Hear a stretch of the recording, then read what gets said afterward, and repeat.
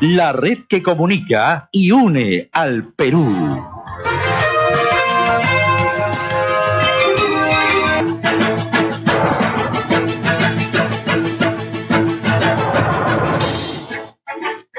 Nueve de la mañana, 18 minutos. Usted en sintonía a través de Enlace Regional y RCR, Red de Comunicación Regional. Lo anunciamos antes de irnos a la pausa. Ya se encuentra con nosotros el doctor Víctor Hugo Quijada. Él es abogado, analista político, experto en temas de contrataciones con el Estado, y comparte la invitación esta mañana porque el próximo 12 de julio va a tener lugar en Lima el seminario Corrupción en la Contratación Pública de Obras, ¿no? Y que lo organiza el Colegio de Abogados de Lima. Tema trascendente, ¿no? Porque la madeja de la corrupción en los últimos años en Perú justamente se ha enquistado en el aparato del Estado, ¿no? Y desde ahí vamos viendo cómo van saltando un conjunto de temas. El tema más reciente es el del gasoducto sur peruano, pero qué mejor que el doctor Víctor Hugo Quijada nos explique en detalle cómo funciona, cuáles son las medidas que deberían adoptarse, ¿no? Y por qué con facilidad se ha vulnerado justamente el tema de fiscalización, el tema de control en las contrataciones de obras públicas. Doctor Quijada, qué gusto saludarlo. Gracias por estar acá. José, buenos días y bueno, un saludo a todos los seguidores.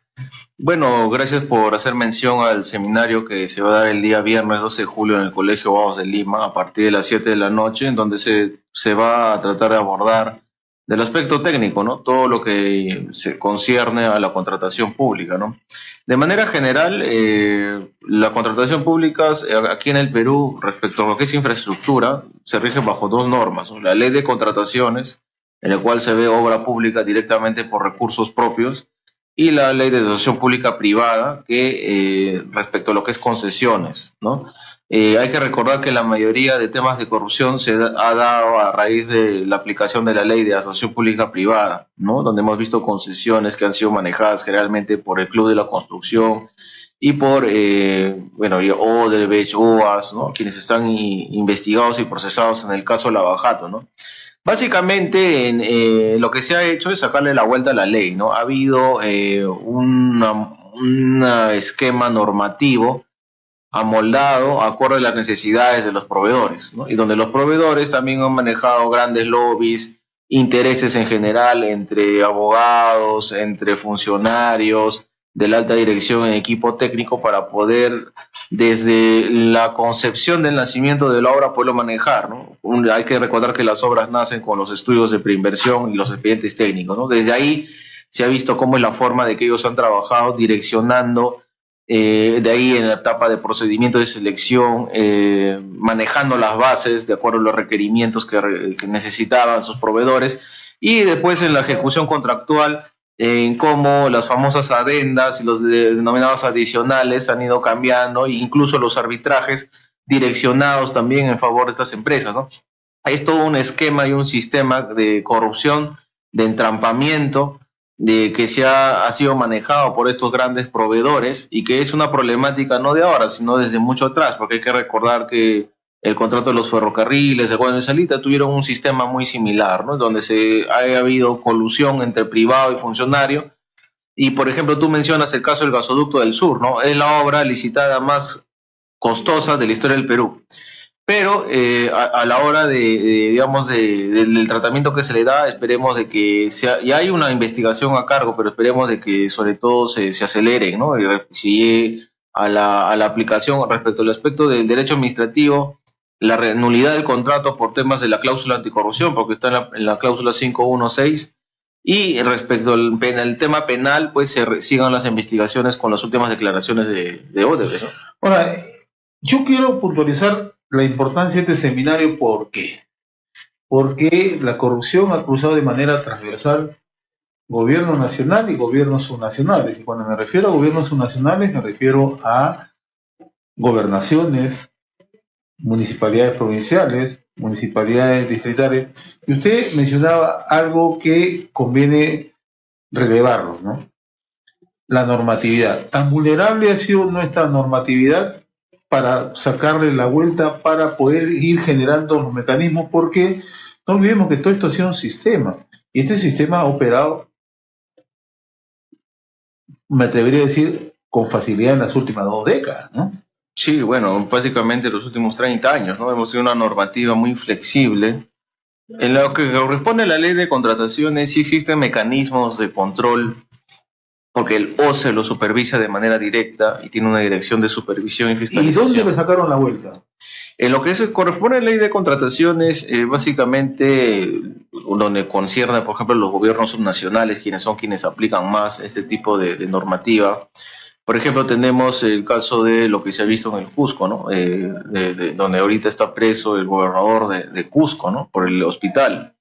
En esos casos lo que se ha visto normalmente es en la etapa de actos preparatorios se han manejado los expedientes técnicos para poderlos manejar presupuestalmente y técnicamente. Y en el proceso de selección se direccionó el proceso para que gane esta empresa, ¿no? Que de ahí ya se llegó a, como le dieron la buena prueba y firmó contrato, ya nos enteramos posteriormente que le dieron un soborno al exgobernador, ¿no?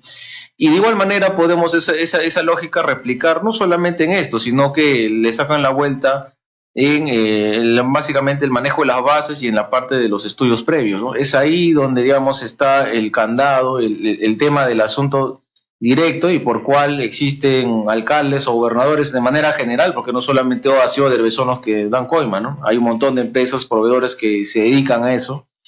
Y bueno, lo que se ha visto es básicamente en donde hay un tema de voluntad política y un equipo técnico que básicamente son personal reciclado, que van rotando de gobierno regional en gobierno regional, que van rotando de alcaldía en alcaldía, que paran pintándose todos los colores y que a la hora de la hora pues obedecen órdenes. Y también de una manera existe cierto compadrazgo entre también los órganos de control, ¿no? Empezando por los de control político, ¿no? Los consejeros regionales, los regidores, el órgano de control interno, tanto de una municipalidad como de un órgano regional. Tenemos también estos manejos extraños de magistrados, fiscales y jueces nombrados a dedo en las provincias.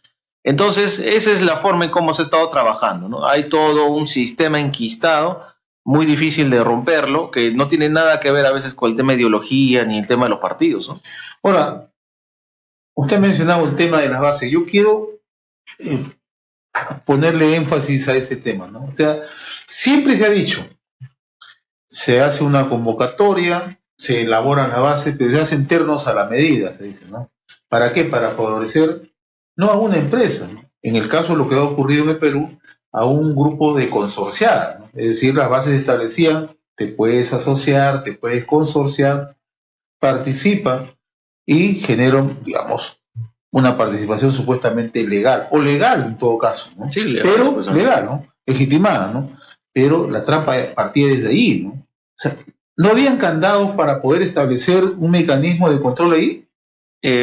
Bueno, en teoría sí, pero en la práctica no se ha dado, ¿no? Porque las bases, a pesar de ser supuestamente estandarizadas, o sea, aquellos que son manejados por la ley de contrataciones, cuyo organismo regulador y supervisor es el OCE, lo que se ha visto es donde se le ha puesto, con la normativa anterior al menos, candados, requisitos, que de alguna manera han permitido favorecer, ¿no? Pero no solamente va en la etapa del concurso propiamente dicho, sino, como vuelvo a reiterar, viene desde atrás, ¿no? Porque se sabe de que estas empresas conocidas tenían personal infiltrado, si queremos llamarlo así, dentro de los ministerios, específicamente de vivienda, de transporte, de economía, de donde se manejan gestión de intereses, donde desde la aprobación de un estudio de preinversión, pasando por la aprobación del expediente técnico, pasando por la aprobación del área de inversiones, por ejemplo, del O sea, Ministerio de Economía. contaban con información privilegiada. Por supuesto, cosa que no lo puede tener cualquier empresa mediana, chica o grande de fuera que quería o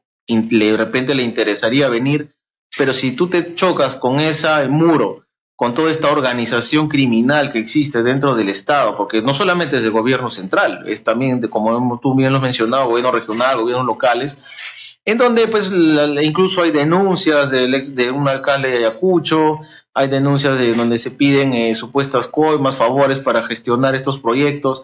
Entonces hablamos de todo un sistema enquistado que también y existe debilidad de los órganos de control, ¿no? El órgano, a pesar que en la teoría existe una ley, es un sistema administrativo, existen normativas bastante sobre temas de la Contraloría y temas de auditoría, en la práctica no se aplica, pues porque realmente es todo un círculo, ¿no? Es un círculo vicioso en donde todos los que están ahí son amigos, son conocidos, son compañeros de promoción o se hacen amigos por temas laborales, y a la hora de la hora, cuando ya le corresponde, digamos, el aspecto de fiscalización y sanción, no se da, ¿no? No se da. Entonces, eso es lo que corresponde a la ley de contrataciones. Y en APP ha sido peor todavía, ¿no? Porque es una norma, una concepción media anglosajona, en donde no había, por ejemplo, límites a las adendas o las adicionales, cosa que sí, por ejemplo, en la ley de contrataciones máximo siempre se ha permitido hasta el 50%, y ahora opinión de la Contraloría y todo eso. En las APPs, con la norma anterior, no se podía, ni siquiera se pedía opinión del MEF, cosa que ahora sí se pide, ¿no? Ahora, expliquémonos a quienes nos están sintonizando en varios puntos del país, ¿qué es una adenda en términos de... Las adendas son contratos, son modificaciones al contrato.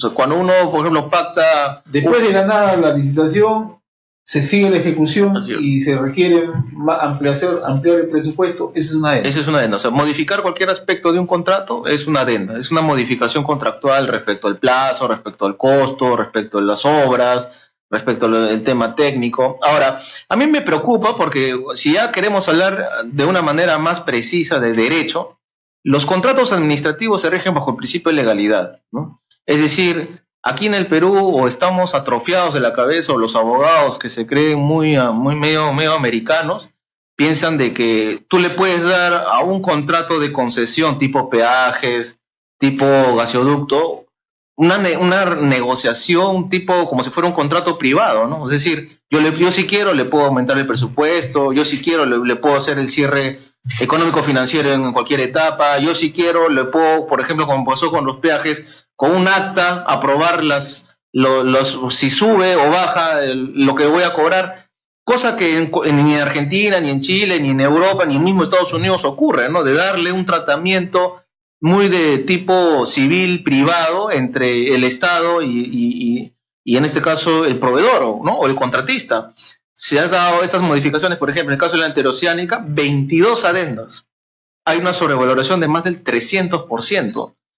Y eso cosas no hubiera ocurrido en España, por ejemplo, o no hubiera ocurrido en Estados Unidos, en Canadá, ¿no? En Canadá, donde supuestamente tiene mejor trabajado el tema de las asociaciones públicas-privadas, ¿no? En donde el principio de legalidad manda. Es decir, es cierto, tiene que haber un equilibrio entre el tema financiero y el tema legal. Pero para que se llegue a eso, tiene que haber cumplimiento de normativa. No es que yo porque quiero, porque este es un negocio, como si fuera un tema privado, le doy ese tratamiento como si fuera un tema privado, que es lo que ha estado ocurriendo en el Perú.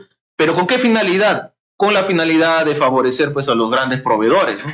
Los grandes proveedores y los grandes abogados que se dedican a esto, en los cuales están implicados muchos estudios grandes, que ojalá algún día se haga público quiénes son, y que se sepa realmente y que lleguen a una conclusión, ¿no? Por ejemplo, hablamos del estudio Muñiz, ¿no? Que, por ejemplo, en el caso del gasoducto sur están mencionados que 2 practicantes constituyeron una empresa que después se le vende a Odebrecht, que después se desiste de la licitación, ¿no? ¿Cómo, de dónde? O sea, imagínense, yo he practicado en estudios también, nunca en la vida he visto que un practicante, ni siquiera, creo que en esos tiempos inclusive, ni siquiera se te reconocía el sueldo mínimo. Bueno, ahora que existe el tema de la ley de formación profesional, al menos hay un poco más de rigidez en eso. Pero lo que usted nos está explicando en este caso es un hecho premeditado, ¿no? Claro, específicamente hablamos de todo un sistema, ¿no? En donde están coludidos funcionarios, proveedores, funcionarios del aspecto político, pasando por los alcaldes, gobernadores, presidentes, ministros, pasando del mando medio, que es el tema técnico, donde están los directores, los grandes gerentes, pasando por los servidores públicos, que va desde los que ocultan la información en mesa de partes hasta los que manejan la página web respecto a los temas de que se tiene que publicar, el tema del acceso a la información pública. Hablamos de no solamente del aspecto del derecho administrativo, ¿no? Hablamos del aspecto en general normativo, de donde se abusa de la norma, a pesar que la Constitución y todas nuestras normas prohíben el abuso del derecho, le sacan la vuelta a la ley con tal de favorecer intereses, ¿no? ¿Y quiénes son los perjudicados? Somos los ciudadanos y el pueblo, pues que a veces no entendemos cómo es el manejo de esto y nos quieren imponer a rajatabla conceptos que nos hacen creer de repente por nuestra ignorancia o porque somos débiles o porque no nos gusta protestar para poder que ellos puedan favorecerse, ¿no? Entonces, realmente es un tema que debe de concientizarse y debe tomar conocimiento, ¿no? Estamos dialogando con el doctor Víctor Hugo Quijada, abogado, analista en temas políticos, experto en temas de contrataciones con el Estado. A propósito, el próximo 12 de julio va a tener lugar en Lima el seminario Corrupción en la Contratación Pública de Obras, que es organizado por el Colegio de Abogados de Lima. Usted también mencionaba al inicio otro aspecto, ¿no? El tema de el arbitraje. ¿Por qué el Estado siempre ha perdido los arbitrajes? Porque se hizo una costumbre, ¿no? Bueno, básicamente es porque el fuero de revisión de este tipo en primer lugar, es el único país de Sudamérica que aplica los arbitrajes para temas de contratación pública, salvo los de inversión, que bueno, eso sí en todo. En otros países de la región no, en Argentina y en Chile se va al Poder Judicial. ¿Por qué somos nosotros así tan flexibles acá? Bueno, en teoría se trata de que se le quite carga al Poder Judicial, ¿no? Porque sabemos, ahorita el sistema de justicia está totalmente desprestigiado, ¿no? Pero ha sido un cambio, si queremos llamarlo así, de moco por baba, ¿no? Porque se suponía que los más probos iban a ver el arbitraje, que las personas más preparadas iban a ver el tema de los problemas contractuales del Estado. Sin embargo, ha ocurrido lo contrario, ¿no? Sí, ha sido lo mismo. De las investigaciones que, por ejemplo, uno puede revisar en los portales, del menos de prensa más serios, se sabe de que hay más de $300 millones que se favoreció a Odebrecht en arbitrajes, ¿no? En donde incluso uno de estos árbitros, Canepa, está preso, y donde hay otros que también se rasgan las vestiduras en todos los seminarios y diplomados y cursos de universidad, que tienen grandes estudios también en San Isidro, que son más no hay una diferencia entre Oviedo, entre estos señores y entre cualquier delincuente de fuera, ¿no? Entonces, realmente hay un tema que se tiene que tomar conciencia, ¿no? Y por el lado del aspecto profesional, al menos a mí lo que me corresponde es tratar de informar, ¿no? De que se tome conocimiento en lo que corresponde, al menos el seminario, desde el punto de vista técnico, ¿no? De las formas, de cómo se ha ido manejando estos contratos públicos, aunque la mayoría de instituciones no lo quiera ver, o las universidades, cuando uno les propone organizar este tipo de diplomados o eventos, no lo quieran, se hacen los locos, ¿no? Entonces, lamentablemente esa es la forma en cómo se ha estado trabajando en el Perú, ¿no? Y aquí existe en general una debilidad de los órganos de fiscalización y sanción, que al menos ahora se está viendo un poco de avance, al menos con el tema de la comisión, del tema del equipo que ha presidido Vela, ¿no? Tenemos avances en el aspecto penal, en el aspecto de la Contraloría. El señor Nelson Schack no lo hemos visto activo. Encima sale una resolución del Tribunal Constitucional que deroga su facultad sancionadora, lo cual le quita de pies prácticamente. Ahí ha quedado el tema, por ejemplo. No se habla, no se ha aclarado, no se están prosiguiendo los procesos de sanción. Entonces, yo pienso que lo que corresponde a la labor de la prensa es informar esto, ¿no? Y tú, por ejemplo, que llegas a casi todo el sur del Perú, a Arequipa, Tacna, Moquegua, Apurímac, que nos están escuchando ahorita, realmente las personas tienen que saber, ¿no? Cómo se está manejando desde una municipalidad pequeña, un distrito, una provincia, una región, es la misma forma de trabajo. En chiquito, en mediano y en grande ocurre lo mismo, ¿no? Y cómo se ha controlado todo el sistema, ¿no? Sí. Tal como usted lo explica, el control venía desde el inicio hasta la parte final, que es el arbitraje, ¿no? Sí. O sea, se controló, claro, cada etapa, ¿no? Todas las Cada etapas, paso, ¿no? todas las etapas. Y estamos hablando de que existen equipos técnicos que se dedican a eso, ¿no? Entonces se dedica, como digo, son reciclados. Se contrata equipos técnicos para que hagan todo el trabajo, claro, porque son reciclados, ¿no? Por eso te decía, ¿no? Uno va a una municipalidad, de acá estamos en San Borja, suponte te vas a San Borja y estoy seguro que encuentras personas que han trabajado en la gestión anterior en otro lugar, han sido gerentes municipales en otro lugar, han sido gerentes de obras en otro lugar, han sido gerentes de logística en otro lugar, entonces ya tienen con esa maña, ¿no? Entonces ahí también, por ejemplo, ya hablando de sistemas administrativos, existe debilidad y problemas en nuestro sistema de administración de personal, los sistemas de recursos humanos o de gestión del talento, que ahora porque le gusta cambiar de nombre cada vez que supuestamente quiere engañar a la gente, se le cambia de nombre al sistema, ahora se llama de gestión del talento, que se supone que Servir es quien debería impulsar todas estas grandes reformas laborales, estatales, que también no se le está dando importancia, ¿no? En realidad lo que lo estamos escuchando, es lo que en algún momento en Italia se llamó la tecnología del delito, ¿no? O sea, la contratación de profesionales para estar al servicio del delito, ¿no? Sí, Hay efectivamente. una obra cumbre de Saviano, ¿no? Gomorra, donde exactamente menciona cómo se fue alambicando todo ese sistema, ¿no? Y cuando nosotros ahora observamos de lo que ocurrió, lo que ocurre en nuestro país, en realidad simplemente forma parte de lo que en algunos países ya se vino aplicando y generó también crisis en su momento, ¿no? Sino que allá la justicia ha reaccionado con mayor prontitud, y acá todavía estamos en pañales, ¿no? Sí, bueno, y eso es algo propio de un tema cultural también, ¿no? Donde nos hemos acostumbrado y también por el tema educativo, ¿no? Que es muy, muy frágil en el Perú, en donde todos tratan de abusar del otro, ¿no? Tratan de la viveza, la criollada es lo que manda, para lo malo, ¿no? Porque para lo bueno, eso sí, no se resalta, ¿no? Para lo malo y encima no tiene sentido, en este caso lo que ha venido, estas defraudaciones patrimoniales en contra del Estado, que ahora de la hora esperemos pues que la justicia se ponga dura y que encierra lo que corresponde, los procesos como debe de ser, ¿no? Porque la justicia tarda pero llega, ¿no? Doctor Víctor Hugo Quijada, como siempre muy reconocido por atender esta invitación de RCR, Red de Comunicación Regional. Y estos son temas que hay que tocarlos en realidad. A veces sí, no se tocan porque usted ha dicho, ¿no? Hay mucho cálculo, no se quiere comprometer a personas que no están lejos de esta situación, sino que están comprometidas, pero creo que deberíamos bien al país seguir abordando estos temas, ¿no? Dentro del plano académico, dentro del plano técnico, pero es necesario abordarlos. Gracias, José. Yo siempre agradecido y bueno, esperemos pues de que en verdad haya todo un cambio generacional en el tema de la aplicación de los aspectos operativos, normativos, técnicos y también desde el punto de vista político, ¿no? Porque también hay temas de la reforma política que tienen que aprobarse y que también pues haya todo un cambio en lo que corresponde a liderazgos, en el aspecto técnico, académico que se requiere, ¿no? Porque en verdad todos, académicos, políticos, magistrados,